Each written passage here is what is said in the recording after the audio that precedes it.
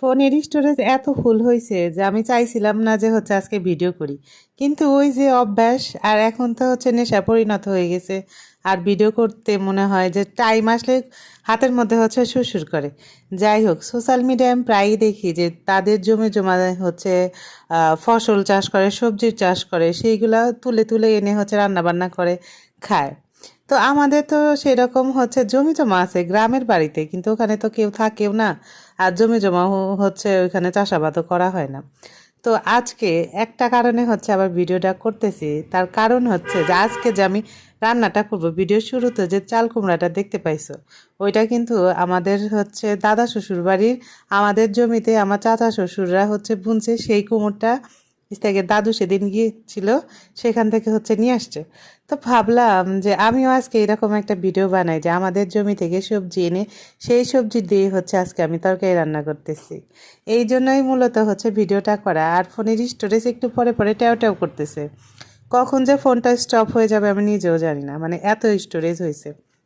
যাই হোক, কুমোটা কিন্তু একটু বাড়তি, যাকে বলে বয়স হয়েছে সেরকম।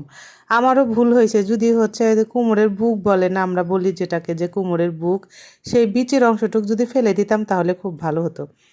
তবে ইদানিং সবজিতে বা তরকারি মাছ রান্নাতে আমি মশলার পরিমাণটা একটু কম দিচ্ছি বলে ন্যাচারাল যে টেস্ট, সেই টেস্টটা আমরা পাচ্ছি, মানে যে কোনো সবজির।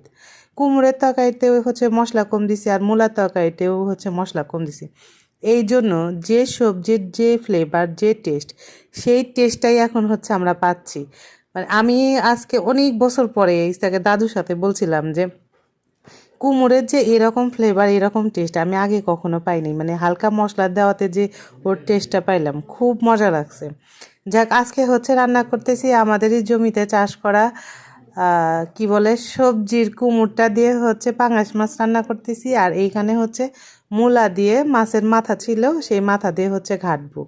তো মশলাপাতি দিয়ে মূলা টুলা দিয়ে নেড়ে চেড়ে এখন ঢেকে দিলাম। ওর মতো হতে থাকুক। তো পাশের চুলায় এখন দেখলাম যে আবার পাঙ্গাস মাছের যে মাছগুলা কষাইতে দিছিলাম, সেই কষানো প্রায় শেষ। এখন একটা একটা করে উঠায় নিলাম।